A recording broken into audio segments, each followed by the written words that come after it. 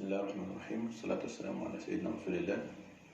أبنائي طلاب الصف الأول الثانوي، طبعا احنا توقفنا لظروف، نتمنى أن ربنا سبحانه وتعالى ينقذنا من هذا الوباء المنتشر ويحمي بلدنا إن شاء الله. هنبدأ يونت 9، كنا اشتغلنا فيه شوية، ولكن نبدأ تاني نراجع ونفتكر كده. يونت 9 هنبدأ بجزء الجرامر اللي انتوا بتحبوه في الأول. طبعا الجرامر يونت 9 هو الباست سيمبل اند باست بيرفكت.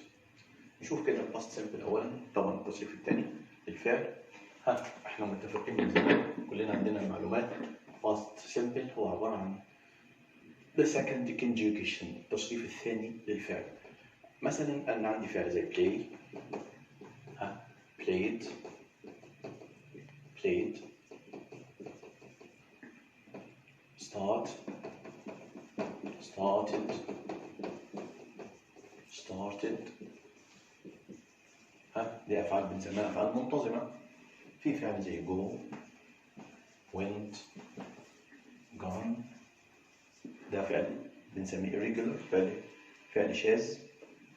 في أفعال زي put، put، put، ده فعل بنسميه stiff، فعل irregular أو فعل جامد. التصريف الأول زي الثاني زي الثالث وهكذا. طبعا يبقى عندي first conjugation، second conjugation، third conjugation. فين الماضي البسيط هنا؟ التصريف الثاني للفعل. طبعا الماضي البسيط له استخدامات، طبعا كلنا عندنا معلومات زي فعل زي play، فعل منتهي y يسبقها حرف متحرك هنضيف لها ed. طيب فعل زي study، y يسبقها حرف ساكن هتحول الواي إلى I ونضيف ed عادي. studied، studied، اوكي. y يسبقها حرف متحرك vowel بنضيف ed. عندي study، y يسبقها حرف consonant اللي هو الساكن، بنحول الواي إلى I، بعد كده ed نضيف ed. طيب الباست سيمبل فين في الماضي في دول؟ اهو باست سيمبل التصريف الثاني للفعل ده second conjugation. وظيفة الباست سيمبل ايه؟ أول حاجة نفتكر كده something that happened in the past and has no relation to present، يعني فعل حدث وانتهى في الماضي وليس له علاقة بالحاضر. فعل حدث وانتهى في الماضي وليس له علاقة بالحاضر. فعل حدث وانتهى في الماضي، خلاص خلص ما عادش له علاقة بالحاضر.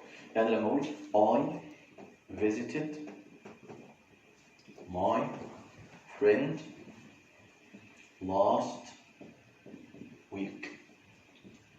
I visited my friend last week. visited past simple ماضي بسيط. طب ليه؟ فعل انتهى في الماضي وليس له علاقة بالحاضر، زيادة خلاص خلصت ما عادش لها علاقة. my father bought a new mobile yesterday. بابا اشترى موبايل جديد امبارح. طيب فعل الشراء هو اللي كان امبارح. الموبايل معايا، ولكن فعل الشراء ليس له علاقة بالحاضر خالص. bought، طبعا bought. my father bought a new mobile yesterday. فعل حدث وانتهى في الماضي، وفعل الشراء انتهى وليس له علاقة بالحاضر. طيب اوكي. طيب ايه كمان؟ past simple فعل تكرر في الماضي. فعل يتكرر في الماضي. a repeated action in the past. number 2 repeated action in the past. فعل تكرر في الماضي. فعل يتكرر في الماضي ده ممكن يكون habit عادة، وممكن ما يكونش to be a habit or not a habit. طب يعني ايه habit او not habit؟ نشوف فعل كده ما هوش عادة، فعل يتكرر في الماضي. when I was ill، عندما كنت مريض. my friend صديقي visited me 3 times. صديقي زارني 3 مرات. ها طبعا دي مش عادة. it is not a habit. ها ده فعل تكرر في الماضي. مثلا I went to the library 5 times last month. ده مش عادة، ده فعل تكرر في الماضي. انت بتقول انا رحت المكتبة 5 مرات الشهر الماضي، ده فعل تكرر في الماضي وليس عادة. طيب ايه كمان؟ طب نشوف عادة كده. عادي. ها I always played in the street when I was young. دائما كنت ألعب في الشارع عندما كنت صغير السن. I always played in the street when I was young. يبقى هنا فعل تكرر في الماضي وهو في نفس الوقت يعتبر ايه؟ عادة. I always played in the street when I was young. فعل تكرر في الماضي أو عادة في الماضي. هنا تعتبر عادة. مثال كمان. Mr. علي retired. تقاعد يعني ما عادش شغال. He always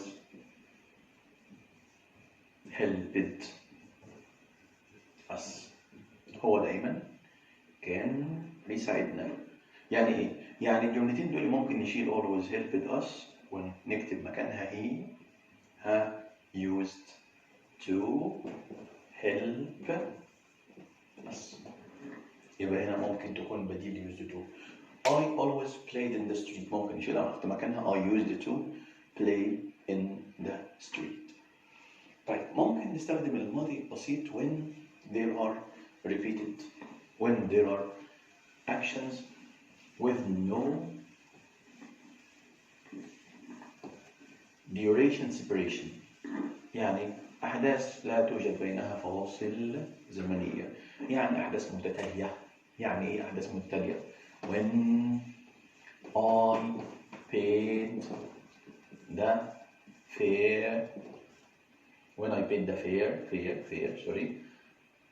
I got off the taxi. يعني ايه الاول fare يعني اجرة المواصلات. pay يدفع. عندما دفعت اجرة المواصلات دفعت الفلوس لسائق التاكسي I got off نزلت. هنا مفيش فاصل زمني. مثال كمان. when I saw the snake I felt frightened. عندما رأيت الثعبان شعرت بالرعب. يبقى ده فعل حدث وانتهى. حدثين حدثوا بدون فاصل زمني. كمان لما when we narrate لما بنروي أحداث قصة ممكن نحط الأحداث كلها في زمن الباست سيمبل الماضي البسيط. ممكن نستخدم زمن باست سيمبل. ماشي الكلام؟ بعد كده بشكل بسيط جدا عايز أعمل الباست سيمبل ده في صيغة الباسيف. جملة باسيف. طبعا لما أقول مثلا علي helped us last week. هنعمل باسيف ازاي؟ هنستخدم was were past participle. باسيف بتاع past simple الماضي البسيط. هنبدأ بإيه؟ we past simple يبقى were.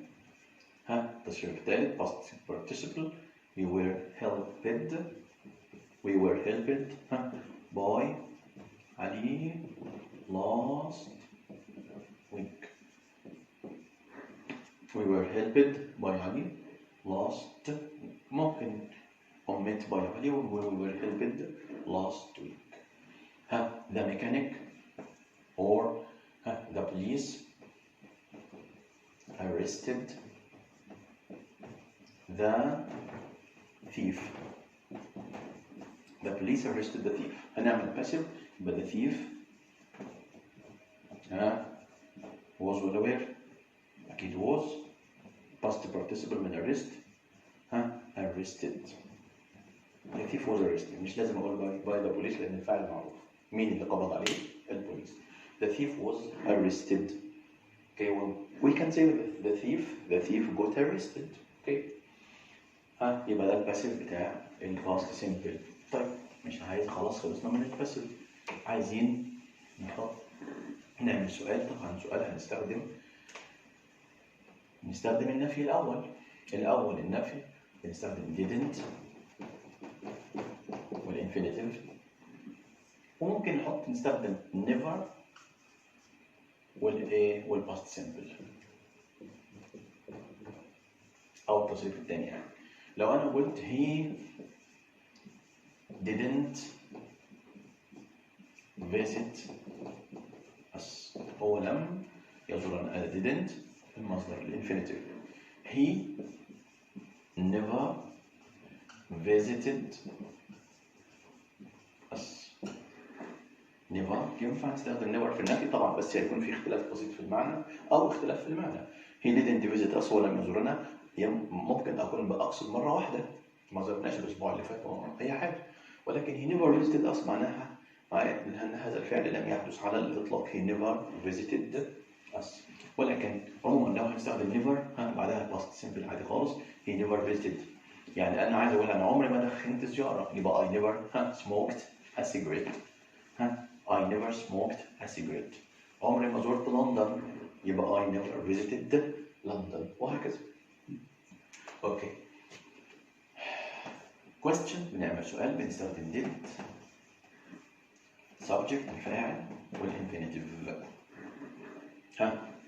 طبعا لو هبدأ بديد يبقى معناها did علي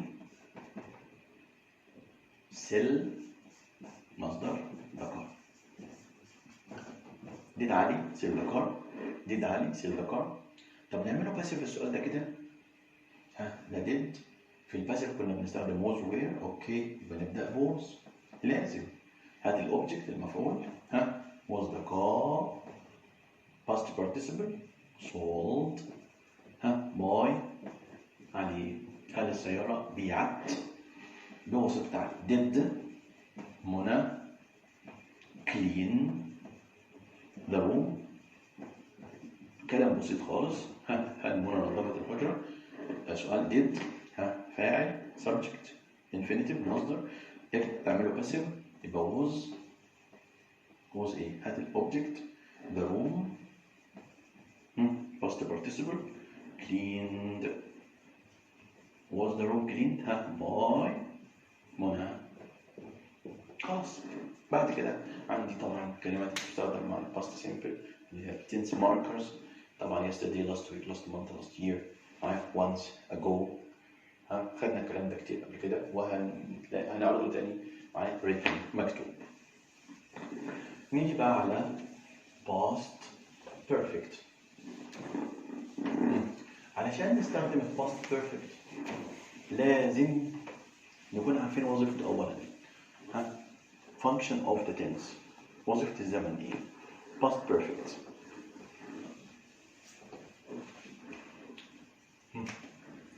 past perfect عبارة عن ايه past perfect؟ had past participle. كلنا عارفين الكلام ده. past perfect عبارة عن had past participle. وظيفة ال past perfect ايه؟ وظيفته ايه؟ فعل حدث قبل آخر في الماضي. احنا بنسميه ده كده the earlier of two events. يعني ايه the earlier؟ the earlier of two events or actions. أول حدثين. أول حدثين يعني فعل حدث قبل آخر في الماضي ببساطة شديدة. فعل حدث قبل آخر في الماضي. اوكي، فعل حدث قبل آخر في الماضي. يعني مثلا I read the book you me sent had sent. أنا قرأت الكتاب اللي أنت بعته ليا. إيه اللي حصل الأول؟ جريته أولا ولا أنت بعته الأول؟ أكيد أنت بعته الأول، يبقى لازم نحط past perfect. يبقى I read the book you had sent me. منى was ليه؟ as لأن she bad food ate had eaten. ايه اللي حصل؟ منى كانت مريضة لأنها ate bad food or had eaten bad food. أيهما؟ كانت مريضة لأنها أكلت طعام سيء. إيه اللي حصل الأول؟ أكيد أكلت طعام سيء الأول، بعد كده مرضت، يبقى had eaten. هو ده الماضي التام، فعلين حدثوا في الماضي اللي أقدم معايا فيهم فعل حدث قبل آخر في الماضي، يبقى ده بنسميه past perfect. خلاص؟ يبقى ده past perfect الماضي التام.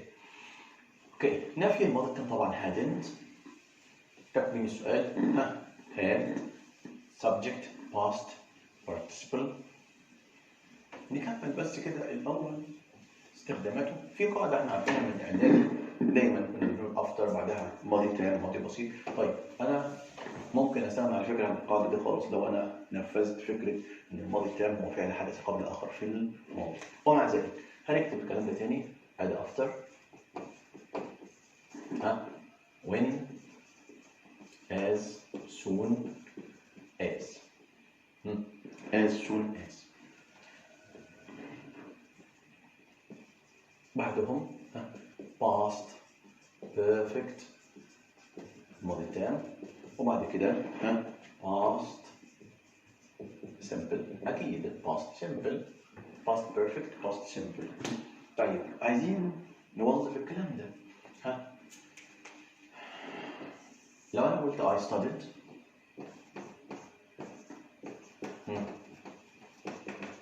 my lessons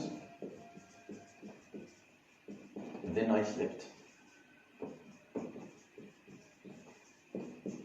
بعد كده نمت. عايز استخدم after. اوكي after when as soon as. ايه I فعل الحدث الأول ذكرت الأول، يبقى as soon as I after I when I had ايه studied my lessons I slept. بعد ما ذاكرت دروسي نمت. اوكي after I had studied my lessons I slept. طيب ممكن حاجة غير كده؟ ممكن نستخدم before by the time when.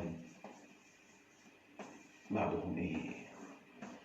past simple past perfect.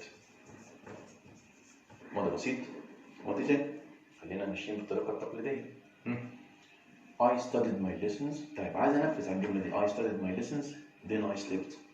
عايز before يبقى before I before I ايه؟ قبل ما ذاكرت نمت ولا قبل ما انام؟ يبقى before I slept. ايه اللي حصل قبل ما نمت؟ I had studied my lessons. Before I slept I had studied my lessons. طب عايز as soon as عايز by the time يبقى before ومعاها by the time ومعاها كمان when. هتسألني تقول لي طيب ما when هنا ايه الفرق بين when دي وwhen دي؟ فترتب كده. When I had studied my lessons عندما ذاكرت دروسي I slept نمت. تمام؟ طب هنا when I slept عندما نمت، يعني لما نمت I had studied كنت ذاكرت دروسي. يبقى هي تعتمد على الترانسليشن، أيهما which happened first which happened earlier، أيهما حدث أولا. عندما نمت ذاكرت ولا كنت قد ذاكرت؟ كنت قد ذاكرت. يبقى when I slept I had studied my lessons. عندما نمت كنت قد ذاكرت. واضح كلام؟ طيب على نفس الكلام احنا عايزين نفتكر ايه؟ until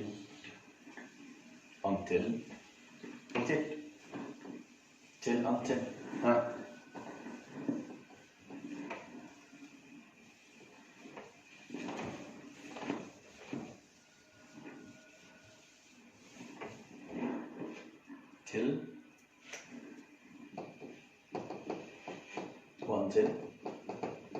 قبلهم ايه؟ past simple دايما بيكون negative وبعدهم past perfect. هننفذ على السؤال اللي عندي. احنا كنا بنقول I studied my lessons then I slept. نفذ كده. عايز استخدم until يبقى I didn't sleep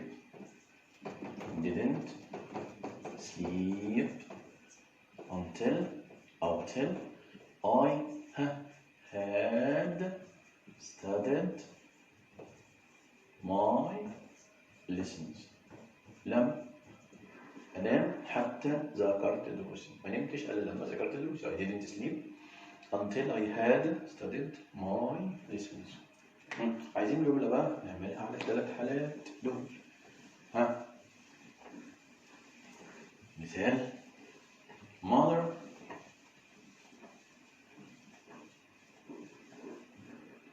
cooked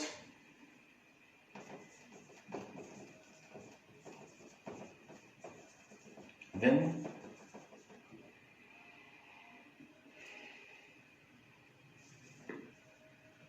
helped me. ماما طبخت بعد كده ساعدتني. طبعا ساعدتني with my homework مثلا. هنبدأ بإيه؟ after. يبقى after إيه؟ which happened first. إيه اللي حصل الأول؟ cooked. يبقى had cooked. يبقى after. mother had cooked she helped me. طب عايزين when. نفس الكلام when mother had cooked she helped me. طب عايزين before. عايزين as soon as mother had cooked she helped me. طب عايز before. يبقى before mother helped me. قبل ما ماما تساعدني before mother helped me she had cooked. طب عايز by the time mother helped me برضه قبل ما تساعدني she had cooked. طب عايز when mother helped me she had cooked لما ساعدتني كانت قد طبخت. طب عايز until يبقى mother didn't help me until she had cooked. وممكن ناخد بالنا ان ممكن until يجي قبلها past simple ماضي بسيط بس passive. ممكن يجي بعدها past perfect في صيغه الباسيف يبقى been. لو انا قلت the car until the mechanic had arrived. عربية عطلت فضلنا نصلح فيها بنفسنا لحد ما الميكانيكي اجى صلحها. the car هل didn't repair ولا wasn't repaired؟ the car didn't repair السيارة لم تصلح ولا لم تصلح؟ أكيد لم تصلح. يبقى past simple passive until the mechanic يبقى wasn't repaired until the mechanic had arrived. اوكي ماشي.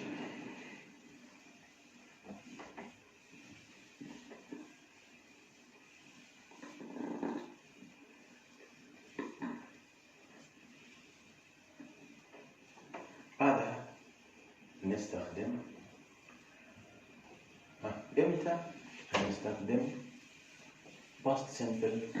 لسه جايين معلومة بسيطة كده مع when و as soon as، وممكن على فكرة after when as soon as و after يجي بعدهم. بس طبعا هي مألوفة جدا مع when و as soon as past simple وكمان past simple. امتى؟ لما يكون حدثين بدون فاصل زمني. حدثان بدون فاصل زمني، فعلين حدثوا ورا بعض. حدثان بدون فاصل زمني. يعني ايه حدثان بدون فاصل زمني؟ انا كنت لسه كاتب جمله واضحه جدا. when I saw the snake I felt frightened. حدثين هنا لازم يكونوا past simple. so و frightened. ليه عملنا ده past simple؟ المفروض انا شفت التعبان الاول بعد كده شعرت بالخوف، علشان الفصل الزمني بين الرؤيه وبين الشعور يكاد يكون زيرو. معايا؟ فصل بسيط جدا. يعني هنا بنقول بدون فاصل زمني، علشان كده هقول لازم يكون في الباست سيمبل. when I saw the snake I felt frightened. اوكي معايا؟ يبقى هنا past simple. when she heard the news، لما سمعت الخبر she cried، صرخت. اوكي when I pinned the balloon it exploded. pin the balloon يعني ايه؟ يعني تغز البالون بالدبوس مثلا، ممكن تنفجر فيه الحاجة. اوكي when as soon as برضو هنا بقى ناخد بالنا past simple ماضي بسيط past simple وايه كمان past perfect. ده امتى؟ لما يكون في ثلاث احداث الاقدم فيهم هيكون ماضي تام. يعني ايه؟ نديني مثال كده. when I arrived home I discovered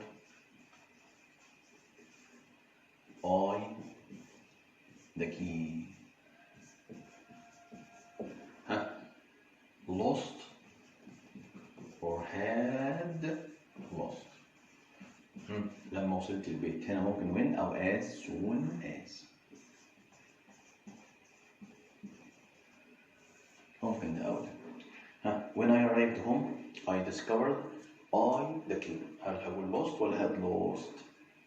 ايه اللي حصل الأول؟ وصلت واكتشفت في نفس الوقت، اللي هو الحدثين بدون فاصل زمني، إن أنا فقدت المفتاح. يبقى الفقدان كان الأول، فقدت المفتاح قبل ما أوصل البيت، يبقى had lost. أوكي when I arrived home I discovered I had lost the key. ماشي نكمل. عندي كمان حاجات بسيطة جدا مع past perfect، مع الماضي البسيط والماضي التام. زي ايه؟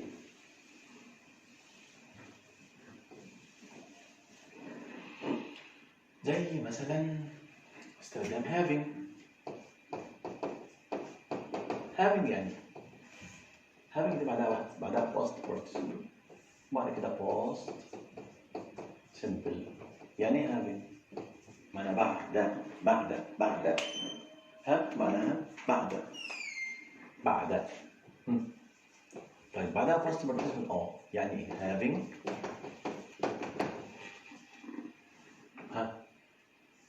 the car I traveled. عربية فيها شوية أعطال، عشان أسافر لازم أصلحها الأول، يبقى having had repaired ولا repairing ولا repaired. أكيد هاخد إيه بعد having؟ هاخد إيه بعد having؟ having had repaired repairing ولا repair؟ أكيد having إيه؟ repaired past participle. having repaired the car بعد ما صلحت العربية أنا سافرت. having repaired the car. ممكن ناخد بالنا إنها تكون في صيغة الباسيف. يبقى تعمل إزاي؟ having been past participle.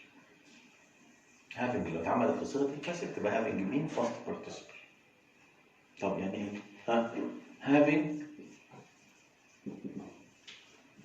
شوف الجملة كده. the room looked nice.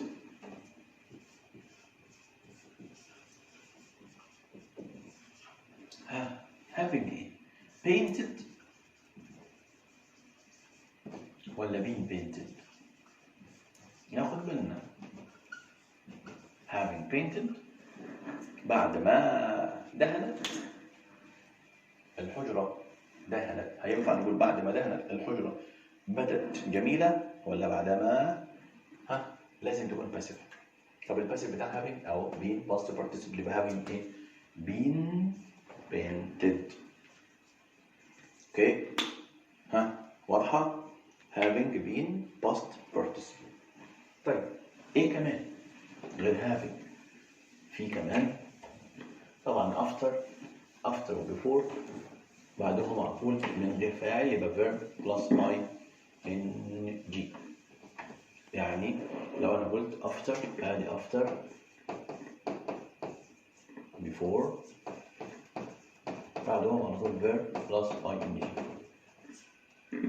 يعني مثلا after هاخد نفس المثال the car I traveled والإيه؟ had repaired ولا repairing؟ يا ترى ناخد إيه يا جماعة؟ had repaired ولا repairing؟ أكيد after repairing لأن مفيش إيه؟ فاعل. خلاص. طب عايز أعملها before. أوكي before I had repaired the car.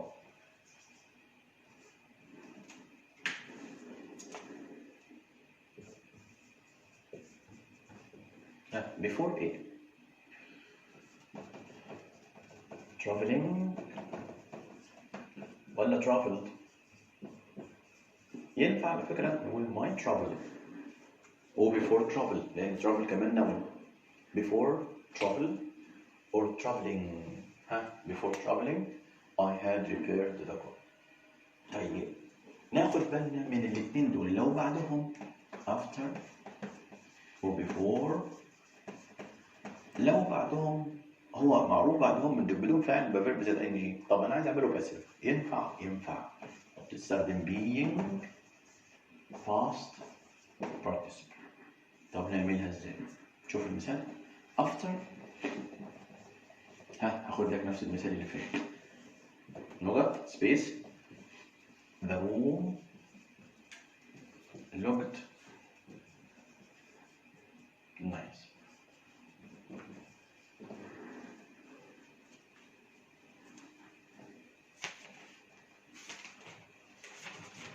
after the room looked nice. after ايه؟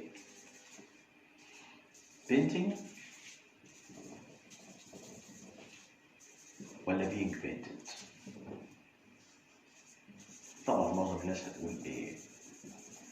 هتقول painting. معظم الناس هتختار painting. طب صح؟ لا. طب غلط ليه؟ خطأ ليه؟ after painting معايا المفروض هنا نحط it. تبقى بعد دهنها الحجرة بدت جميلة.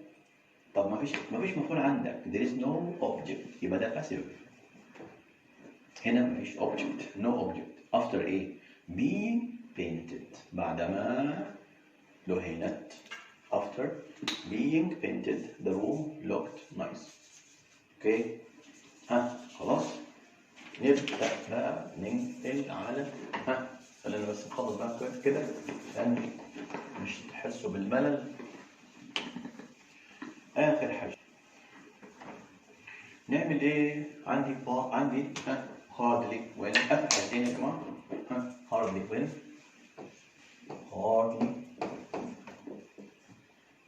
when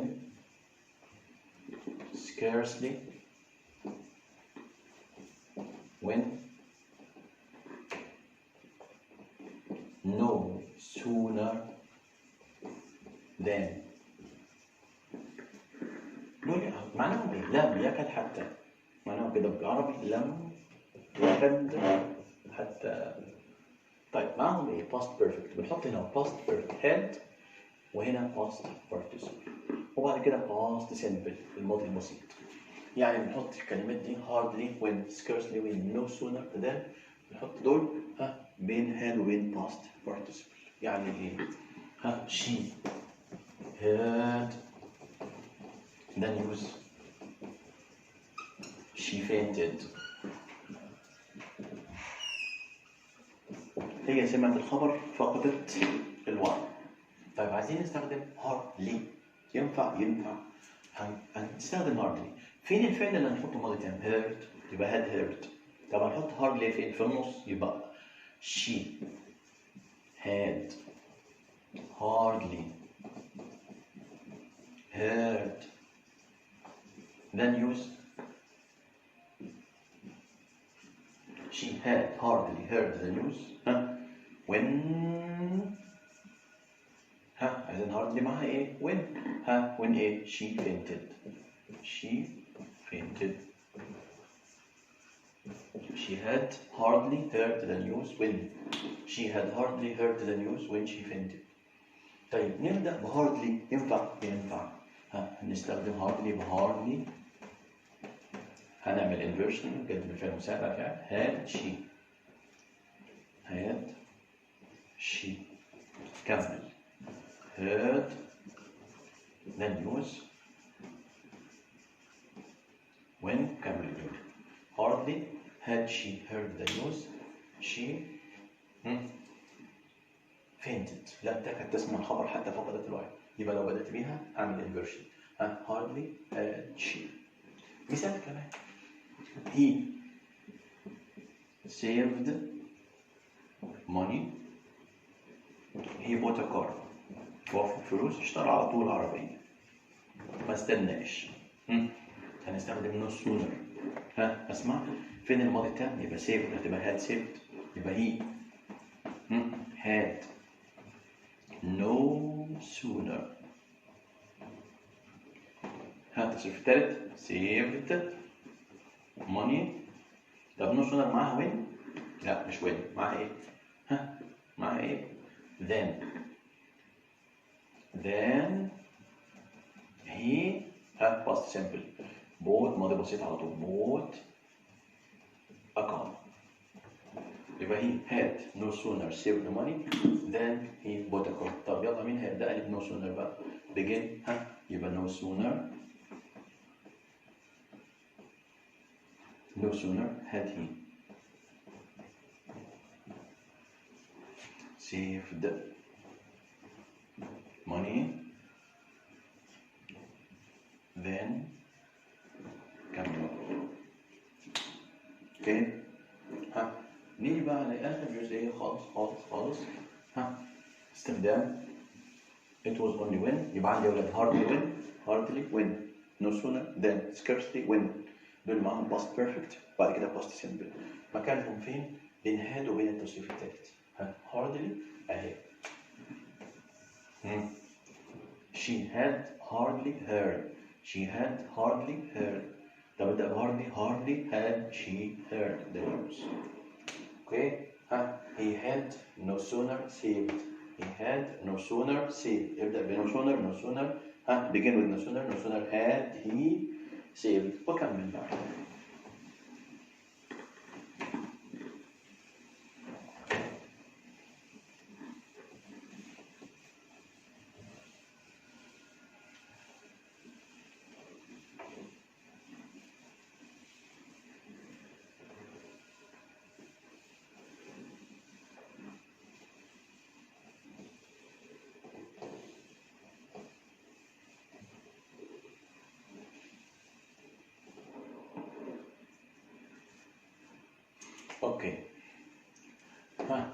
حاجة it was only when، وكمان it wasn't until. بعدهم past perfect، بعد كده that، بعد كده past simple. was only when، wasn't until، past perfect، that past simple. طب يعني it was only when فقط عندما I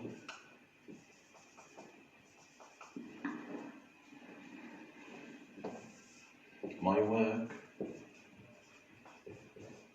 that I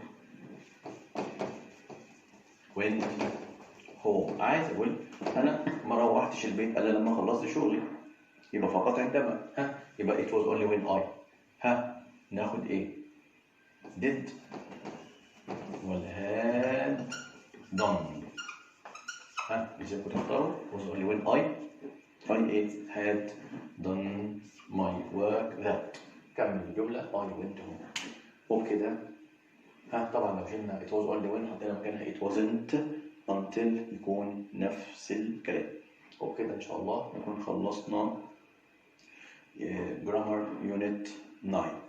إن شاء الله نبدأ نشتغل على النص بقى تاني ونشوف هنعمل فيه ايه.